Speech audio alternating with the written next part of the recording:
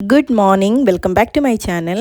അപ്പം 2 ദിവസമായിട്ട് എൻ്റെ റോസ് ഗാർഡനിൽ നല്ല പണി ഉണ്ടായിരുന്നു കേട്ടോ. എനിക്ക് 1.5-2 ആഴ്ചകളായിട്ടുണ്ടാവും കേട്ടോ. എനിക്ക് തീരെ വയ്യായിരുന്നു. അതിൻ്റെ ആഫ്റ്റർ എഫക്റ്റ് എന്നായിരുന്നു വെച്ച് കഴിഞ്ഞാൽ ചെടി നന്നായിട്ട് ശ്രദ്ധിക്കാനേ പറ്റിയിട്ടുണ്ടായിരുന്നില്ല കേട്ടോ. നിറയെ പുല്ല് മുളിച്ചിട്ടുണ്ടായിരുന്നു. ഞാൻ നിങ്ങളുടെ അടുത്ത് പറഞ്ഞിട്ടുണ്ടായിരുന്നല്ലോ മുന്നത്തെ വീഡിയോയിൽ. അപ്പം അതൊക്കെ പറിച്ചു മാറ്റലായിരുന്നു എൻ്റെ ആദ്യത്തെ ടാസ്ക്.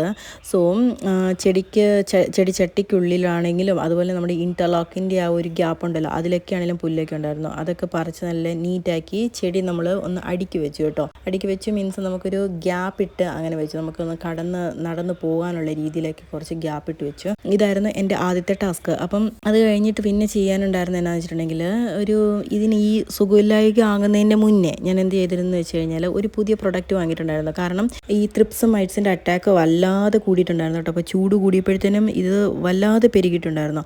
അപ്പം നമ്മുടെ സാധാരണ ഓർഗാനിക് ആയിട്ടുള്ള എക്സഡക്സ് ഒക്കെ യൂസ് ചെയ്തിട്ടും വലിയ മാറ്റമൊന്നും കാണുന്നില്ലായിരുന്നു. കാരണം ഇത് ഒത്തിരി ആയി കഴിഞ്ഞു കഴിഞ്ഞാൽ നമുക്ക് ഓർഗാനിക് പ്രൊഡക്ട്സ് കൊണ്ട് അതിനെ കൺട്രോൾ ചെയ്യാന്ന് പറഞ്ഞാൽ കുറച്ച് ബുദ്ധിമുട്ടാണ്. അങ്ങനെ എന്ത് ചെയ്തു, ഞാൻ ഒരു ഫെർട്ടിലൈസർ ഷോപ്പിൽ പോയിട്ട് ഒരു പ്രൊഡക്റ്റ് വാങ്ങിയിട്ട് വന്നിട്ടുണ്ടായിരുന്നു. അപ്പോൾ അതൊന്ന് യൂസ് ചെയ്ത് നോക്കാമെന്ന് വെച്ചിട്ടുണ്ടായിരുന്നു. അപ്പോൾ ആദ്യം നമ്മൾ യൂസ് ചെയ്യാൻ നേരം ആ ഒരു ചെറിയ ക്വാണ്ടിറ്റിയിൽ എടുത്തിട്ട് അങ്ങനെയാണ് കേട്ടോ യൂസ് ചെയ്യത്തുള്ളൂ. കാരണം എന്ന് വെച്ചിട്ടുണ്ടെങ്കിൽ അതിൻ്റെ എഫക്റ്റ് എന്നാന്നുള്ളത് നമുക്ക് മനസ്സിലാകത്തില്ല. ചെടിക്ക് എന്തെങ്കിലും ദോഷം സംഭവിച്ചാലോ. വളരെ സെൻസിറ്റീവ് ആയിട്ടുള്ളൊരു പ്ലാന്റ് ആണല്ലോ റോസ് പ്ലാന്റ് എന്ന് പറയുമ്പം. അപ്പോൾ അങ്ങനെ യൂസ് ചെയ്യാനും പറ്റില്ല. അങ്ങനെ ഞാൻ ചെറിയൊരളവിൽ ഞാൻ യൂസ് ചെയ്ത് നോക്കിയിട്ടുണ്ടായിരുന്നു. കുഴപ്പമില്ലാത്ത രീതിയിൽ നല്ല റിസൾട്ടും ഉണ്ടായിരുന്നു കേട്ടോ. അപ്പോൾ പിന്നെയും അത് 2 ആഴ്ചയായിട്ട് പിന്നെ യൂസ് ചെയ്യാതെ ഇരുന്ന് കഴിഞ്ഞപ്പം പിന്നെ ഇത് വല്ലാതെ അങ്ങോട്ട് കൂടുകയാണ് ചെയ്തത്. അങ്ങനെ എന്ത് ചെയ്തു, ഞാൻ ഇന്നലെ നന്നായിട്ട് ഈ സ്പ്രേ ഒന്ന് ചെയ്ത് കൊടുക്കാമെന്ന് വെച്ചു. അപ്പം ഞാൻ ആ പ്രൊഡക്റ്റിൻ്റെ കാര്യം പറയും. 2 പ്രൊഡക്റ്റ് ഒന്നിച്ച് യൂസ് ചെയ്യുന്നതാണ് കേട്ടോ. അതാണ് കഴിഞ്ഞ വീഡിയോയിലൊക്കെ ഞാൻ നിങ്ങളുടെ അടുത്ത് ആ പ്രൊഡക്റ്റിനെ കുറിച്ച് പറയാമോ എന്ന് ചോദിച്ചു കഴിഞ്ഞപ്പോൾ വീഡിയോയിൽ പറയാമെന്ന് പറഞ്ഞിരുന്നത്. പിന്നെ ഇന്നലത്തെ എൻ്റെ മെയിൻ പരിപാടി എന്നാന്ന് വെച്ചിട്ടുണ്ടായിരുന്നെങ്കിൽ, നമുക്ക് കുറച്ച് ചെടി നടാനും ഉണ്ടായിരുന്നു. കുറേ നാളായിട്ട് കവറിൽ ഇങ്ങനെ ഇരിക്കുമായിരുന്നു കേട്ടോ. എനിക്കൊരു സമയമൊന്നും കിട്ടാതെ കൊണ്ട്. അപ്പോൾ അതൊക്കെ ഒന്ന് പ്ലാന്റ് ചെയ്തു. പിന്നെ നന്നായിട്ട് ചെടി ഒന്ന് സോഫ്റ്റ് പ്രൂൺ ചെയ്ത് കൊടുത്തു. നന്നായിട്ടെന്ന് പറഞ്ഞു കഴിഞ്ഞാൽ ഇത്തിരിയെങ്കിലും ഇത് എഫക്റ്റഡ് ആയിട്ടുണ്ടെന്നുള്ള ഏതെങ്കിലും ഒരു പാർട്ട് ഞാൻ കണ്ടു കഴിഞ്ഞാൽ അതെല്ലാം ഞാൻ കട്ട് ചെയ്ത് മാറ്റി കേട്ടോ. ചെടി കംപ്ലീറ്റ് ആയിട്ട് ഇല ചുരുണ്ടതും അതുപോലെ തന്നെ സ്ക്രാച്ചസ് വീണ ഭാഗങ്ങളും എല്ലാം ഞാൻ കട്ട് ചെയ്ത് മാറ്റിയിട്ടുണ്ടായിരുന്നു. പൂക്കളും മൊട്ടുകളും എല്ലാം എടുത്ത് മാറ്റിയിട്ടുണ്ടായിരുന്നു. കാരണം നമുക്കിതിനെ ആദ്യമേ തുരുത്തുക എന്നുള്ളതാണ് നമ്മുടെ ആദ്യത്തെ ലക്ഷ്യം. ഫസ്റ്റ് എയിം അതായിരിക്കണം. ഓക്കെ, പൂക്കൾ പിന്നെയാണെങ്കിലും ഉണ്ടാവും, മൊട്ടുകളൊക്കെ പിന്നെയാണെങ്കിലും വന്നോളും ചെടിയിൽ. അപ്പോൾ ചെടിയെ നമുക്ക് ആദ്യമേ ഒന്ന് ഫ്രഷാക്കി കൊണ്ടുവരിക എന്നുള്ളതാണ് ആദ്യം ചെയ്യേണ്ടിയിരുന്നത്.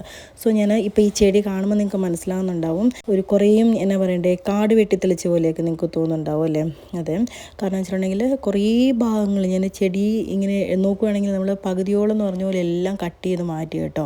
പിന്നെ പുതിയതായിട്ട് ഞാൻ ചെടി ഈ പ്രാവശ്യം പ്ലാന്റ് ചെയ്തെന്ന് പറഞ്ഞല്ലോ. അപ്പോൾ ഈ വേനൽക്കാലത്ത് ചൂട് സമയത്തൊക്കെ നമ്മൾ പ്ലാന്റ് ചെയ്യുമ്പോൾ ചെയ്യേണ്ടത് എന്നാന്ന് വെച്ചിട്ടുണ്ടെങ്കിൽ, കുറേ നാളായിട്ട് ഇങ്ങനെ കവറിലിരിക്കുന്ന ചെടിയൊക്കെ ആണെങ്കിൽ ആ മണ്ണോട് കൂടി തന്നെ നമുക്ക് ചട്ടിയിലേക്ക് എടുത്ത് വെക്കാം കേട്ടോ. പിന്നെ റീപോട്ടിംഗ് ഒക്കെ ചെയ്യുന്ന സമയത്ത് നമുക്ക് കട്ടിയുള്ള മണ്ണൊക്കെ ഇളക്കി മാറ്റിയിട്ട് വെച്ചാൽ മതിയാകും. കാരണം വെച്ചിട്ടുണ്ടെങ്കിൽ ഈ ചൂടായതുകൊണ്ട് നമ്മൾ അധികം മണ്ണൊക്കെ ഇളക്കി വേരിന് സ്ട്രെസ്സൊക്കെ കൊടുത്തു കഴിഞ്ഞാലും ചെടി വാടി പോകാനുള്ള ചാൻസസും ഉണങ്ങി പോകാനുള്ള ചാൻസസ് ഒക്കെ കൂടുതലാണ്. അതുകൊണ്ട് ഞാൻ അതങ്ങനെ അങ്ങ് ഇറക്കി വെക്കുക ചെയ്ത് കേട്ടോ ചട്ടിയിലേക്ക്. ഓക്കെ, ഇനി നമുക്ക് യൂസ് ചെയ്ത പ്രൊഡക്റ്റ് ഏതാണെന്നുള്ളത് പരിചയപ്പെടാവേ.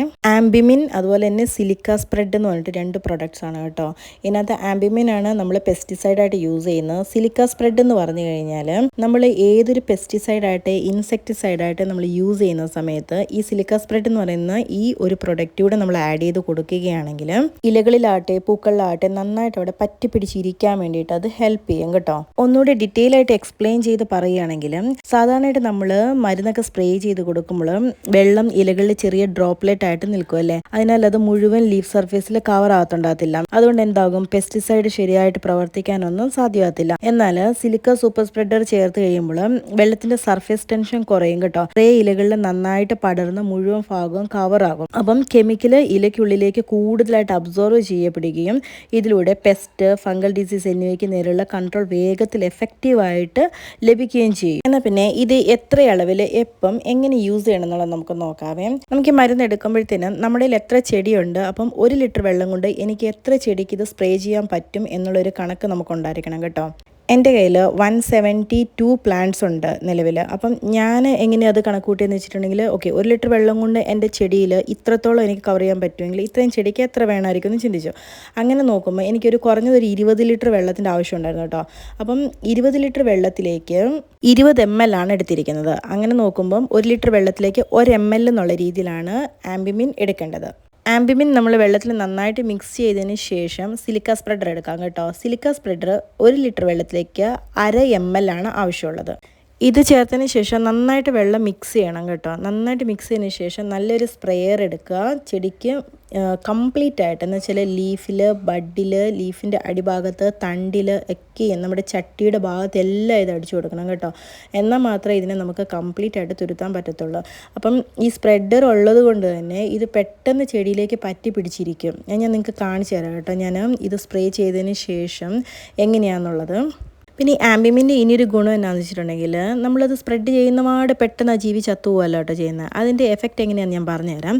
ഇനിയിപ്പോൾ ഇത് ലീഫിൽ പറ്റി പിടിച്ചിരിക്കുകയാണല്ലോ, ഓൾറെഡി ലീഫിലുള്ള ജീവികൾ ചത്തുപോകും. എങ്ങനെയാണെന്ന് വെച്ചിട്ടുണ്ടെങ്കിൽ അതിൻ്റെ ആ ഒരു ജ്യൂസ് എന്ന് വെച്ചിട്ടുണ്ടെങ്കിൽ ആ മരുന്നിൻ്റെ ആ ഒരു ഇത് ഉള്ളിലേക്ക് ചെന്ന് കഴിയുമ്പോഴത്തേനും അതിൻ്റെ നെർവസ് സിസ്റ്റത്തിൽ അത് ബാധിച്ചിട്ട് അത് ചത്തുപോകും. ഇനിയിപ്പോൾ പുതിയതായിട്ടുള്ള ഏതെങ്കിലും മൈറ്റ്സോ അല്ലെങ്കിൽ ത്രിപ്സോ ഒക്കെ വന്നിരുന്ന് കഴിയുമ്പോഴത്തേനും ഇത് വന്ന് ആ ഇലയിൽ ജ്യൂസ് എടുത്ത് കഴിയുമ്പോഴത്തേനും എന്താ സംഭവിക്കുന്നത് വെച്ചിട്ട് ഓൾറെഡി ഇതിനകത്ത് മരുന്നിൻ്റെ എഫക്റ്റ് ഉള്ളതിനാൽ അതും ചത്തുപോകും. അപ്പോൾ എന്താ സംഭവിക്കുക, കംപ്ലീറ്റ്ലി നമുക്കിതിനെ തുരുത്താൻ പറ്റും കേട്ടോ. അപ്പം കറക്റ്റ് അളവ് കറക്റ്റ് ടൈമിൽ വേണം നമ്മളത് കൊടുക്കാൻ വേണ്ടിയിട്ട്. ഒന്നില്ലെങ്കിൽ ഏർലി മോർണിംഗ് ആയിരിക്കണം, അല്ലെങ്കിൽ ലേറ്റ് ഈവനിങ് ആയിരിക്കണം കേട്ടോ. പിന്നെ മരുന്നിൻ്റെ അളവ് 1 ലിറ്റർ വെള്ളത്തിലേക്ക് 1 ml തന്നെ എടുക്കണം. ഞാൻ കഴിഞ്ഞ പ്രാവശ്യം എടുത്തപ്പോൾ കുറച്ചൊക്കെ എടുത്തിട്ടാണ് യൂസ് ചെയ്ത് നോക്കിയത്, ചെടിക്ക് എന്തെങ്കിലും പറ്റുമെന്നൊക്കെ ഓർത്തത്. പക്ഷേ പ്രശ്നമൊന്നുമില്ല കേട്ടോ, നല്ല എഫക്റ്റ് തന്നെ തരുന്നുണ്ട് ഇത്. ഇപ്പം മരുന്ന് അടിച്ച് കഴിഞ്ഞിട്ടുള്ള ഒരു ലീഫിൻ്റെ ഇതാട്ടോ ഞാൻ കാണിച്ചു തരുന്നത്. അപ്പോൾ സ്പ്രെഡർ ഉള്ളതുകൊണ്ടാണ് ഇങ്ങനെ അത് പിടിച്ച് നിൽക്കുന്നത്. എന്ന് വെച്ചാൽ ഇലയുടെ അടിഭാഗത്തേക്ക് ഇത് സ്പ്രേ ചെയ്ത് കഴിയുമ്പോഴത്തേനും അത് കംപ്ലീറ്റ്ലി അങ്ങോട്ട് സ്പ്രെഡ് ചെയ്ത് കൊടുക്കുകയായിരുന്നേ മരുന്നിനെ. പൂവിൻ്റെ ഉള്ളിലും അതുപോലെ തന്നെ മുട്ടുകളിലും എവിടെയൊക്കെ ഗ്യാപ്പുണ്ട് അവിടെ എല്ലാം ഇത് കയറി പിടിക്കും. അങ്ങനെ സംഭവിക്കുമ്പോൾ എവിടെയൊക്കെയാണോ ഈ മൈറ്റ്സും ത്രിപ്സൊക്കെ ഒളിച്ചിരിക്കുന്നത് ആ ഭാഗത്തെല്ലാം ഈ മരുന്ന് എത്തിപ്പെടാനായിട്ട് സാധിക്കും. അങ്ങനെയാണ് ഇതിനെ കംപ്ലീറ്റ് നമുക്ക് തുരുത്താനായിട്ട് ഹെൽപ്പ് ആവുന്നത് കേട്ടോ. അപ്പം ഇന്നത്തെ വീഡിയോ ഇത്രയൊക്കെ ഉള്ളൂ. നിങ്ങൾക്കിത് ഏകദേശം മനസ്സിലായി കാണുമെന്ന് വിചാരിക്കുന്ന. വീഡിയോ കുറച്ച് ലോങ് ആയിപ്പോയി എനിക്കറിയാം. ചെടിയുടെ കാര്യമെല്ലാം ഒന്ന് അപ്ഡേറ്റ് ചെയ്ത് വന്നപ്പോഴത്തേനും ടൈം എടുത്ത് പോയതാണ് കേട്ടോ. നിങ്ങൾക്ക് എൻ്റെ വീഡിയോസൊക്കെ യൂസ്ഫുൾ ആണെന്ന് തോന്നുകയാണെങ്കിൽ ചാനലൊന്ന് സബ്സ്ക്രൈബ് ചെയ്ത് സപ്പോർട്ട് ചെയ്യണേ. അതുപോലെ തന്നെ പുതിയ റോസ് വിശേഷങ്ങളുമായി നമുക്ക് മറ്റൊരു വീഡിയോയിൽ കണ്ടുമുട്ടാം.